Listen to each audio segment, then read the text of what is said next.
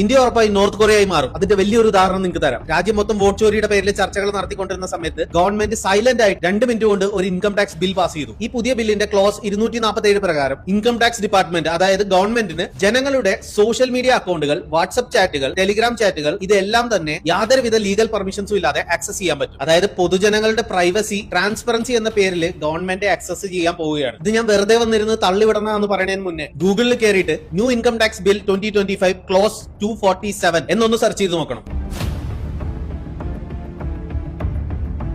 Shocking കാര്യം എന്താന്ന് പറഞ്ഞാൽ ഈ ബില്ലിൽ എങ്ങും തന്നെ നമ്മുടെ പ്രൈവസിയിലോട്ട് കടക്കാനായി കോടതിയുടെ പെർമിഷനോ ഒരു വാറന്റിന്റെ പോലും ആവശ്യമുണ്ടെന്ന് സ്പെസിഫൈ ചെയ്തിട്ടില്ല. ഇതേ ട്രാൻസ്പെറൻസി വോട്ട് ചോരിയുടെ വിഷയത്തിൽ ഇലക്ഷൻ കമ്മീഷനോട് ചോദിച്ചപ്പോൾ ഇലക്ഷൻ കമ്മീഷൻ പറഞ്ഞ മറുപടി ഇതാണ്. क्या अपनी माताओं, बहुओं, बेटियों सहित किसी भी मतदाता की सीसीटीवी वीडियो चुनाव आयोग को साझा करनी चाहिए क्या? അതായത് വോട്ടിംഗ് ബൂത്തിൽ വന്ന് നിൽക്കുന്ന അമ്മമാരുടെയും പെങ്ങന്മാരുടെയും വീഡിയോസ് പുറത്ത് വിടാൻ പറ്റൂല. കുളിമുറിയിൽ കുളിച്ചോണ്ടിരിക്കുന്ന വീഡിയോ അല്ല ചോദിച്ചത്. പബ്ലിക് ആയിട്ട് ഇലക്ഷൻ ബൂത്തിൽ വോട്ട് ചെയ്യുന്നതിന്റെ വിഷ്വൽസ് ആണ് ചോദിച്ചത്. അത് ഇവർക്ക് പുറത്ത് വിടാൻ പറ്റില്ല. പിന്നെ ഇതേ ട്രാൻസ്പെറൻസിയുടെ കാര്യം തിരിച്ചു ചോദിക്കുകയാണെങ്കിൽ ഇലക്ടോറൽ ബോണ്ട് വഴി ഏതൊക്കെ പാർട്ടികൾക്ക് എത്രയൊക്കെ രൂപ കമ്പനികൾ കൊടുത്തിട്ടുണ്ടെന്ന് പുറത്തു വിടാൻ പറ്റുമോ? അവിടെ പ്രൈവസി ഉണ്ട്. ഇങ്ങനെ പോയാൽ കുറച്ച് വർഷങ്ങൾക്ക് ശേഷം നിങ്ങൾ ഫോണിൽ ഏത് ആപ്പ് യൂസ് ചെയ്യണമെന്നും ആർക്ക് മെസ്സേജ് അയക്കണമെന്നും ഗവൺമെന്റ് തീരുമാനിക്കും. ഇതേ സെയിം സംഭവങ്ങളാണ് നോർത്ത് കൊറിയയിൽ നടന്നുകൊണ്ടിരിക്കുന്നത്. അതാണ് ഞാൻ ആദ്യം പറഞ്ഞത്, ഇന്ത്യ നോർത്ത് കൊറിയ ആവാൻ അധികം സമയമില്ല. ഇതൊരു പാർട്ടിക്ക് എതിരായിട്ടോ അല്ലെങ്കിൽ വേറൊരു പാർട്ടിനെ സപ്പോർട്ട് ചെയ്തല്ല ഞാൻ സംസാരിക്കുന്നത്. കാരണം എല്ലാ വീഡിയോസിലും പറയുന്ന പോലെ തന്നെ എല്ലാവരും കള്ളന്മാരാണ്. LDFന്റെ ശബരിമല കേസായാലും സ്വർണ്ണക്കടത്ത് കേസായാലും എല്ലാം എടുത്തു നോക്കി കഴിഞ്ഞാൽ അവിടെ കറപ്ഷൻ ആണ് നടന്നിട്ടുള്ളത്. അതേപോലെ കോൺഗ്രസ് ഇന്ത്യ ഭരിച്ചിട്ടുള്ള 60 വർഷത്തോളം തൂത്തുവാരി കൊണ്ടുപോയിട്ടേ ഉള്ളൂ. ഇപ്പോഴത്തെ പ്രശ്നം യഥാർത്ഥത്തിൽ നമ്മളെ പോലെയുള്ള